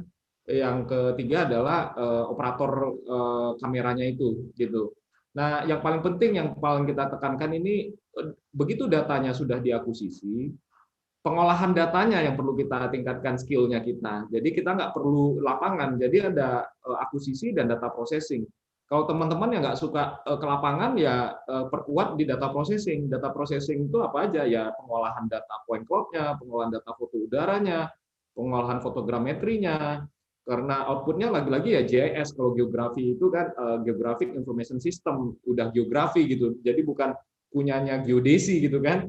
Geographic Information System. Jadi kuatin di GIS-nya, karena GIS itu sangat levelnya juga ada beginners, ada operators, ada analysis, ada WebGIS, ada mobile apps, semuanya itu muaranya ke GIS. Jadi mana yang khawatir atau kurang passion di lapangan, itu ya hindari kerja lapangan ya dengan memperkuat data processing. Itu. Tapi bagi teman-teman yang suka traveling, suka ini kan nggak semua area yang berisiko tinggi ya. Yang saya ceritakan itu satu dari sekian ratus yang nyaman ya. Itu yang benar-benar yang paling ekstrim yang saya ceritakan. Tapi banyak yang luar biasa sekali kayak Labuan Bajo itu yang passionnya traveling, atau ke Raja Ampat itu kan bisa update Instagram ya, selain kerja sekalian dibayar gitu kan, selain jalan-jalan gitu. Nah, kemudian dengan penggunaan teknologi ini, dulu surveyor itu saya sama Pak Dr. Ari itu di lapangan ngamati ini pakai teodolit total station. Sekarang alatnya udah ditaruh di mobil, surveyornya dalam mobil, dalam AC gitu kan. Nanti alatnya ngukur sendiri, cuma di setting sebentar, udah sorenya masuk ke hotel nyaman gitu ya, nggak seperti dulu. Jadi bebannya sekali lagi adalah di data processing. Jadi mana ya teman-teman yang senang traveling atau teman-teman yang senang jalan-jalan, ya ambillah data akuisisi. Kalau senang di kantor ya data processing juga luas ya, sampai analisa dan segala macam. Bisa juga outputnya ke WebGIS yang kita lihat COVID ini ya, COVID-19 ini kan outputnya juga sangat-sangat ini. Kalau konten ya kontennya itu aja sebenarnya, tapi apa yang passionnya kita kan ada artnya ya, sisi yang good looking ya dari portalnya atau dari mock-up-nya itu. Gitu kira-kira yang bisa saya kasih gambaran. Sekali lagi yang saya ceritakan tadi agak ekstrim, tapi banyak yang tidak seperti itu ya, satu dari sekian ratus proyek kita yang memang berisiko tinggi. Baik Pak.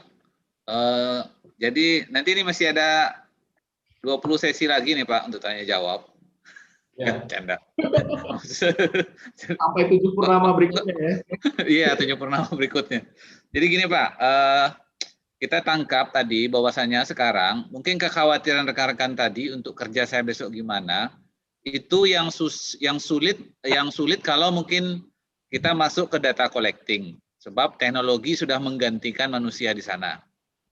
Data collecting berarti ngukur ya di lapangan dengan GPS dan segala macam. Nah, beban tadi sudah dikasih di garis bawahi bahwasanya beban sekarang adalah di data collecting. Nah, data collecting ini backbone-nya adalah GIS atau Sistem Informasi Geografi. Nah, beberapa hal mungkin isu yang bisa kita lihat tadi, di mana Pak Muslim sendiri menjadikan itu bendera atau topik utama dari perusahaan ini sendiri. Salah satu isu ya adalah IoT, AI, artificial intelligence dan segala macam gitu kan. Nah, big data itu kata-kata kunci itu yang rekan-rekan mahasiswa harus mulai concern ke sana. Dan kita di kampus sendiri nih Pak untuk terkait kurikulum, kalau memang betul itu seperti data processing itu yang akan perlu kita siasati. Sementara ini kita merespon misalnya salah satunya dengan kurikulum 2020 yang terbaru, kita sediakan mata kuliah namanya Geospatial Artificial Intelligence gitu Pak. Apa ada yang lain lagi mungkin barangkali menurut Pak Muslim yang perlu kita tambahkan konten-kontennya, atau apa yang kita sudah bikin itu paling tidak sudah di dalam jalur yang artinya akan bisa menyerap lulusan kita untuk bekerja di pasar nantinya Pak? Ya, betul Pak Ari. Jadi memang geospatial artificial intelligence ini dan sekarang ini memang lagi booming untuk mempermudah metode kerjaan kita ya, karena kuncinya adalah cost efektif efisien dari setiap kita bekerja dan penggunaan teknologi. Jadi kita speed up pekerjaan kita gitu dengan AI dan memudahkan kita itu pasti dari otomatisasi gitu loh. Kalau disebut mengerjakan ya kenapa manusia yang mengerjakan? Pasti arahnya selalu ke sana teknologinya. Jadi kalau bisa simple algoritma dari AI itu yang mengerjakan kemampuan manusia, ya kenapa harus banyak-banyak manusia yang harus digunakan gitu. Nah, geospatial artificial intelligence juga dengan deep learning atau yang lain-lain itu memang, atau machine learning itu memang lagi booming, lagi digalakkan seluruh dunia untuk penelitian ke arah sana, dan memang sangat-sangat masif kita gunakan juga di pengolahan data kita, karena mereduce pain in the ass-nya teman-teman operator ya, misalnya digitasi yang tadi saya sebutkan, lubang jalan, kemudian atribut jalan, marka jalan, atau digitasi sawah, lapangan, kemudian rumah-rumah satu persatu harus digitasi, pagar dan lain-lain. Itu teman-teman operator ngomongnya ya pain in the ass gitu loh. Jadi mereka lama sekali harus melototin monitor dan segala macam.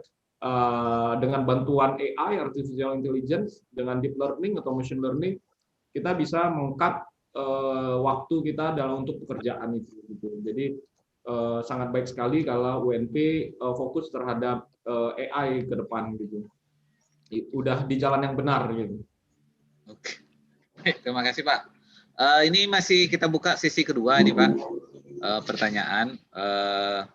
Nampaknya kalau kita lihat nanti kita coba formulasikan jika memungkinkan, kita masih buka lagi sesi ketiganya, atau jika ini bisa kita summary, nanti pertanyaan ini mungkin bisa kita cukupkan juga. Yang ada misalnya dari saudara Beben ini bertanya Pak, gimana sih cara menjual produk kita itu kepada masyarakat gitu, misalnya contohnya kita bikin aplikasi berbasis GIS mengenai kebencanaan. Nah itu gimana jualnya, sedangkan itu mungkin laku di pasar kayak ada di BNPB, pemerintah sebagai usernya gitu kan. Tapi aplikasi ini belum tentu laris misalnya di masyarakat. Nah saya lihat mungkin yang belum digali ini adalah, ataupun belum muncul Pak dari diskusi kita ini, dulu Pak Muslim sendiri ketika meng-create bisnis itu di awal tuh gimana Pak kira-kira? Kan ini bisa GIS, bisa ini, bisa software ini, RG segala macam gitu ya, softwarenya yang bisa. Itu saya mau jual kemana ini supaya laku sehingga dia bisa menjadi sebuah perusahaan dan bisa berjalan sebagai sebuah sistem, apa yang dilakukan begitu kan? Mulainya dari mana begitu ya? Jangan sampai nanti dapat pekerjaan terus nggak tahu gimana ngerjain, kayak AutoCAD itu tadi itu ada ya Pak ya. Jadi mungkin dulu kita punya ada cerita kecil ya buat barangkali buat rekan-rekan mahasiswa. Kita pernah menggarap sebuah pekerjaan bikin peta jalan gitu ya, dengan menggunakan AutoCAD, di mana di antara kita nggak ada yang bisa gitu ya. Kita coba. Tapi pada akhirnya ternyata kita ya sekarang itu nggak bisa terhindari lagi ya proses belajar, meskipun mungkin di perkuliahan tidak sempurna diajarkan, kita di luar tetap harus segera mempelajarinya sendiri, cari bahan sendiri. Kalau dulu mungkin susah ya, harus fotokopi tutorial segala gitu. Kalau sekarang buka YouTube ada yang ngajarin itu satu-satu. Nah ini dari sini Pak, kita mau di stimulus gitu ya, itu bikin perusahaan di awal itu gimana gitu. Tentu yang indah-indahnya lah ya, yang utamakan dulu. Yang sulit-sulitnya pasti ada, karena nggak mungkin ada yang ringan ya kerjaan bikin bangun perusahaan seperti ini. Silakan Pak. Ini harus disediakan kopi 3 gelas nih kayaknya. Ini udah disiapkan di Padang Pak. Sayangnya nggak bisa virtual ya. Jadi memang trik atau tips untuk membangun perusahaan geospasial pertama kali, tiap-tiap orang atau tiap-tiap pebisnis pengrajin geospasial itu punya history beda-beda ya. Kalau di saya memang berangkat dari saya loncat-loncat dulu ke perusahaan-perusahaan yang udah established, sehingga saya bisa belajar banyak gitu. Dari in-house atau yang di luar eksternalnya. Nah, memang di luar itu seperti Rapid Eye dan iBotics, saya justru belajarnya non geospasialnya yang saya perdalam gitu. Karena kalau geospasial teknologinya ya tinggal kita ikutin aja ya, dan sekarang orang bisa belajar dari YouTube, dari Google gitu ya. Jadi YouTube itu udah saya sebut profesor YouTube, profesor Google, profesor yang lain-lain, sosmed sekarang juga udah menyebar luar biasa, sehingga informasi itu bisa kita pelajari otodidak gitu. Nah, yang perlu kita asah adalah memang sense of business kita, business development-nya. Nah, awalnya saya berangkat knowledge-nya dari sana dulu. Kemudian ada willingness-nya, ada kemauan. Kadang-kadang orang kan agak susah nih dari zona nyaman, dia harus memulai langkah pertama yang dia sendiri belum pernah melakukannya gitu. Apalagi dunia bisnis gitu. Even itu bisnis apapun, mau buka warung atau boleh, ya kita coba dulu. Kita nggak bisa belajar berenang kalau nggak bisa langsung nyemplung ya. Kita nggak bisa belajar naik sepeda kalau kita nggak nyobain naik sepedanya gitu. Jadi kalau cuma teori aja, oh ini digayung atau ini berenang, kepalanya ke atas, nafasnya begini begitu dan segala macam. Jadi di dunia bisnis you have to go for it. Jadi harus nyemplung langsung ke sana gitu. Jadi awalnya saya coba memberanikan diri, kemudian sambil berjalannya waktu tentu networking kita bangun. Kemudian saya menemukan investor, ya investornya bisa dari dalam Indonesia atau dari luar Indonesia. Kemudian bagaimana cara menjualnya itu adalah satu trik yang tersendiri juga. Apakah kita mulai dari yang sudah ada, artinya yang sudah ada itu adalah tender-tender itu kan sudah terbuka, ada berangkat dari kebutuhan ya. Nah, beda lagi dengan yang inovasi kita yang baru, yang kita merubah kitabnya mereka, misalnya dengan teknologi baru kita yang sebelumnya mereka pakai kitab analog atau kitab konvensional atau kitab-kitab lainnya, kita merubah kitab mereka sehingga merubah agama mereka gitu.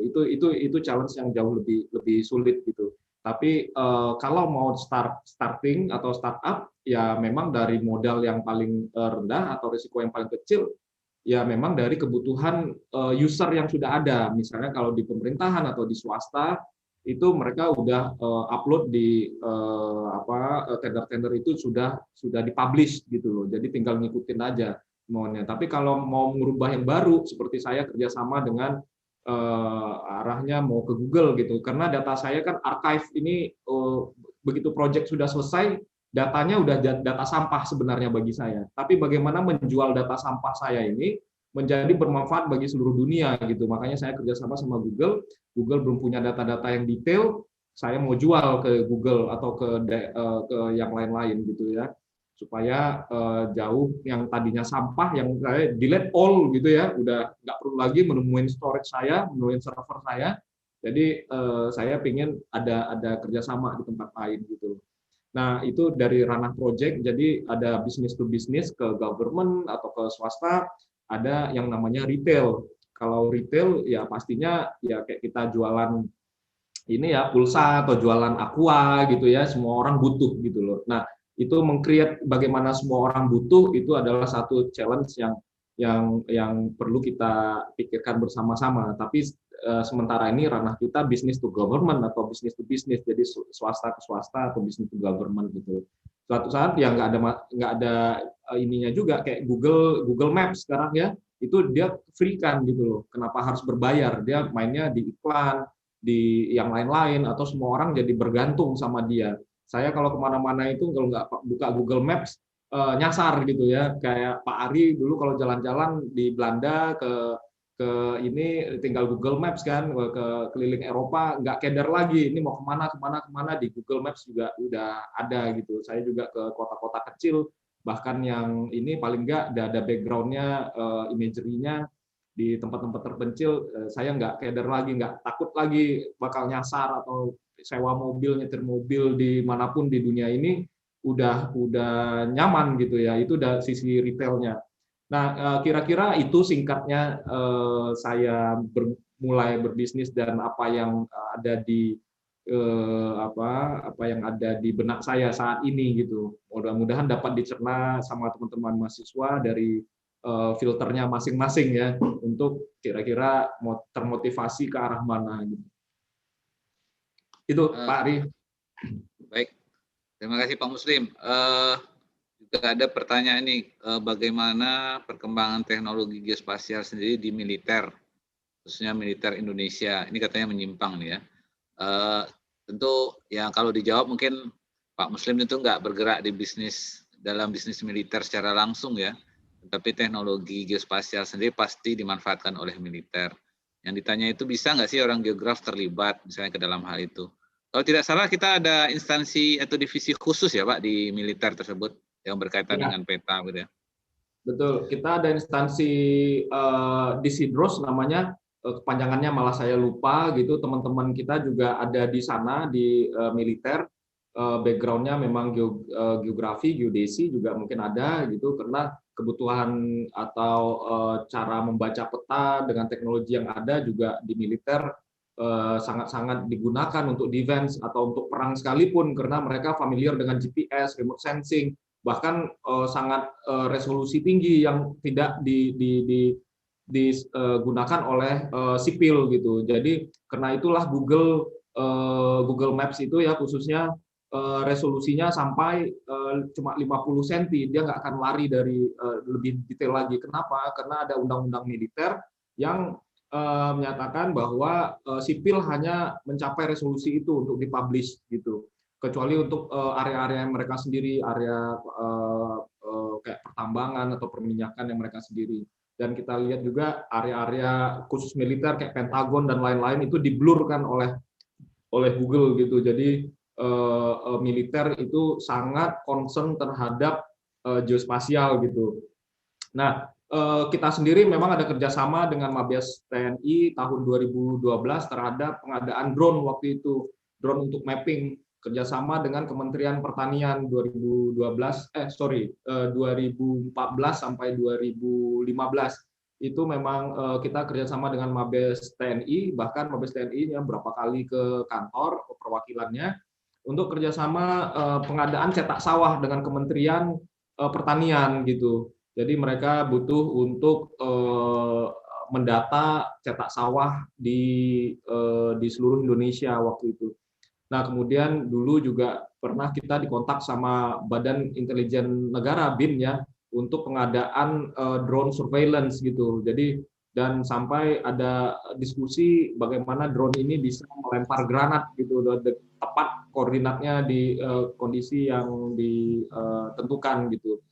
Nah, saya yakin militer sangat tergantung dengan geospasial, bahkan sangat teliti dan sangat akurat resolusi yang dia butuhkan. Nah, lagi-lagi kalau memang tertarik di dunia militer ya bisa dikembangkan gitu loh untuk ke arah sana. Tapi memang kita berbisnis dalam arti kita buka pintu selebar-lebarnya. Kadang-kadang saya tidak penetrasi market ke dalam sana, tapi kadang-kadang dari silaturahmi seperti ini, saya memang webinar kadang-kadang bukan di kampus saja, tapi di yang lain-lain. Ini kadang-kadang networknya kemana-mana gitu, bisa ke militer, bisa ke kepolisian, bisa ke pertahanan. Kadang-kadang saya diundang lagi untuk memberikan sharing-sharing knowledge ini. Nah, di sana nanti berkembang lagi diskusi-diskusi yang lebih pemanfaatan yang lebih tajam gitu bagi mereka. Nah, itu kira-kira dari sisi militer. Oke. Baik Pak, ini ada pertanyaan terakhir ini dari Sukriyah. Pertanyaannya melalui YouTube ya. Jadi kan kita juga ada live streaming di YouTube. Mungkin ada rekan-rekan yang nggak masuk dalam Zoom. Nah, salah satu pertanyaannya diteruskan oleh host kita. Pak, saya mau tanya, gimana Pak Muslim mengawali dan sikap-sikap apa yang perlu kami siapkan dari sekarang, Pak? Gitu. Menarik pertanyaannya ini. Iya. Pertama memang motivasi ya. Kita tanpa motivasi itu akan gampang layu, dalam artian dunia bisnis ini gampang jatuh ya, harus bangkit lagi, jatuh, bangkit lagi, jatuh, bangkit lagi. 1000 kali jatuh ya 1000 kali berdiri lagi gitu kan. Nah, pertama motivasi, yang kedua kelilingi diri kita dengan mentoring gitu ya, itu menyemangati kita gitu ya. Jadi kalau kita jarang sholat ya dekatilah diri kita dengan orang-orang yang sering sholat gitu. Jadi itu akan menular. Jadi cari komunitas yang memang buat kita termotivasi gitu. Yang kedua integrasi, yang ketiga pasti kejujuran ya. Kejujuran itu penting karena dunia geospasial ini sempit gitu ya. Jadi kalau kita nggak jujur dan tidak berintegritas itu gampang jatuhnya gitu. Jadi trust itu dibentuk kalau bisnis ini apapun bisnisnya itu trust itu mahal gitu. Sekali dicederai ya kayak pacaran ya gitu ya teman-teman, sekali dicederai ya orang nggak akan percaya lagi gitu. Jadi dijaga itu. Jadi konteksnya dari geospasial ya, kalau apapun trust harus dijaga gitu. Baik, Pak Muslim, kita kayaknya sudah mulai di penghujung waktu. Mungkin beberapa pertanyaan lain mungkin bisa disimpan dulu nih kayaknya. Siapa tahu nanti ada komunikasi langsung juga boleh. Tadi sudah dikasih link media sosialnya. Silahkan di add and follow and subscribe. Oh jadi YouTuber ini ya Pak. Baik. Jadi artinya silahkan semua pintu komunikasi silahkan dimanfaatkan. Yang jelas Pak Muslim di sini berperan memantik atau memicu semangat kita. Bahwasanya apa yang sekarang kita berada itu sudah tepat. Artinya kita dibutuhkan oleh orang lain. Kita bermain di produk kita itu adalah informasi geospasial. Siapa yang pegang informasi tentu dia yang menguasai semuanya dalam tanda petik. Dan seluruh keputusan pasti dihasilkan dari informasi. Nah, geografi menjadi bagian dari itu untuk membantu menghasilkan geoinformasi. Meskipun geografi luas dan topik yang sampaikan saat ini lebih banyak ke geografi teknik, bukan berarti topik-topik yang lain seperti sosial, fisik, wilayah, dan juga pendidikan tidak bisa memanfaatkan isu seperti ini. Itu sebenarnya bisa, sebab kita nanti akan menafsirkan mau dibawa kemana tema-tema tentang pemetaan tadi. Yang salah satunya ternyata bisa dibawa ke online shopping untuk Grab dan segala macam, bisa menganalisis kerusakan jalan, itu bisa kita lihat tadi, bahkan jumlah pohon itu tentu bisa dibawa ke vegetasi dan segala macam yang itu mungkin ke lingkungan bisa kita bawa isu tersebut. Jadi peluang-peluang kerja masih luas. Nah, isu utama yang masih belum selesai adalah data processing. Perkembangan saat ini dari sisi teknologi pengumpulan data itu boleh kita bilang sudah mendekati tahap akhir begitu ya, karena sudah mulai mengurangi peran manusia. Tapi untuk mengolah data itu masih dibutuhkan sebab data yang diperoleh dari collecting itu sangatlah besar. Maka disebut dengan isu big data saking besarnya. Perlu processing gimana cara mengatasinya. Nah, data processing itu payung besarnya adalah GIS atau SIG. Nah, silakan rekan-rekan mengambil ataupun hikmah dari pertemuan kita ini, dicari kata-kata kunci tadi yang disampaikan, nanti bisa ditelusuri lagi seperti apa nanti bisa dimanfaatkan. Oh ya Pak Muslim, sebelum ditutup nanti mungkin kita bisa berbagi PowerPoint-nya tadi ya, nanti bisa dibagikan ke rekan-rekan mahasiswa nantinya. Baik. Baik, itu kita mungkin dari jurusan maupun fakultas ingin mengucapkan terima kasih yang sebesar-besarnya kepada Pak Muslim dan di sini sudah menyedekahkan waktunya dan ilmunya buat kita dan ini jelas sangat bermanfaat bagi kita. Bagi jurusan maupun prodi paling tidak meyakinkan buat rekan-rekan mahasiswa dan alumni bahwasanya ilmu yang saat ini sedang ditempuh maupun sudah diperoleh di geografi itu bisa kok dibawa untuk ataupun bermanfaat untuk hidup untuk makan, untuk apa segala macam itu bisa. Dan kita dibutuhkan oleh masyarakat di luar sana, ilmu kita bagi mereka dalam menyelesaikan persoalan-persoalan dan menghasilkan keputusan yang tepat dalam hidup mereka. Itu tadi sudah nampak tadi pemaparannya. Demikian mungkin dari saya mewakili panitia, mengucapkan terima kasih yang sebesar-besarnya diulang kembali kepada Pak Muslim dan juga rekan-rekan mahasiswa dan alumni. Terima kasih banyak Bapak Ibu dosen yang mengikuti pertemuan ini dan juga alumni serta rekan-rekan yang mungkin tidak masuk ke dalam Zoom meeting tapi mengikuti via YouTube. Juga terima kasih sebesar-besarnya. Silakan dinantikan untuk webinar kita selanjutnya. Dan ini adalah webinar yang pertama. Nanti rangkaian berikutnya akan kita umumkan lagi. Dan kita memang mengadakannya setiap weekend. Demikian dari kami. Alhamdulillahirabbil alamin. Assalamualaikum warahmatullahi wabarakatuh. Saya serahkan kepada MC. Waalaikumsalam. Terima kasih Bapak Ketua Jurusan. Terima kasih yang sebesar-besarnya kami sampaikan kembali kepada Bapak Muslim Samsuis Darwis yang telah memberikan kita berbagai materi dan informasi seputar bisnis dalam geospasial di Indonesia untuk mahasiswa jurusan Geografi Fakultas Ilmu Sosial Universitas Negeri Padang. Dan terima kasih juga kepada Bapak Ibu dosen serta rekan-rekan mahasiswa yang telah ikut berpartisipasi dan mengambil andil dalam berbagai kegiatan ini. Rasanya terbayang-bayang kalau saya masih belum bisa untuk membalaskan sebaik pantun untuk Bapak Darwis. Izinkanlah saya, sekuntum bunga si mawar merah, harum serbaknya kemana-mana. Kiranya ilmu menjadi berkah, membuka mata dan cakrawala. Bapak, Ibu, dan teman-teman geografi, even if smoke will arise to human life, we must remember that life in nature, which you technology, is will social death. Bahkan jika kabut asap merupakan risiko bagi kehidupan manusia, kita harus ingat bahwa kehidupan di alam tanpa teknologi adalah kematian besar. Ayn Rand, penulis dan filsuf dari Rusia, Amerika Serikat 1905. Demikianlah acara kita pada hari ini. Mohon maaf jika ada hal-hal yang kurang berkenan. Kiranya segala sesuatu yang telah disampaikan dapat berguna untuk kita semua. Terima kasih. Saya Richard Franciscus Elvin Hulu. Mohon pamit undur diri dan sampai jumpa. Salam geografi.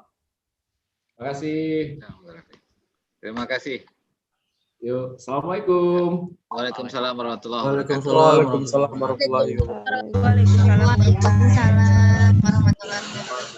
Waalaikumsalam warahmatullahi wabarakatuh.